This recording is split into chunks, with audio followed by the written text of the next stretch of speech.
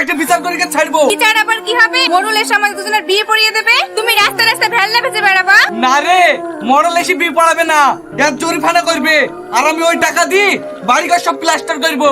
চল শিগগিরই। রে রাত্রির একটু ঘুমাইতে দিবি নি নাকি?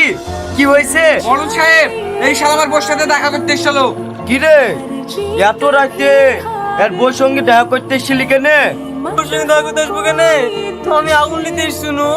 এই আগুন নিতে এসেছিলি তো আমার সাথে চাবি, তো আমার বউর সাথে গল্প করছিলি কেন? আমি থাকতে তুমি কোনো কথা বলবা না। এই মেয়ে, এ যেটা বলছে সেটা কি সত্যি? হ্যাঁ মোড়ল সাহেব, ও ঠিকই বলেছে, ও আমার সাথে আগুনই চাইতে এসেছিল। তাহলে তুমি রাতে ক বান্ডিল করে বিড়ি খাও?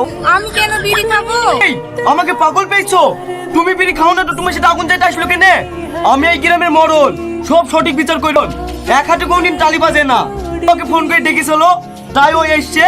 আজ থেকে তোরা এক করি, কেউ কারোর সাথে সম্পর্ক রাখবে? এইটা কেমন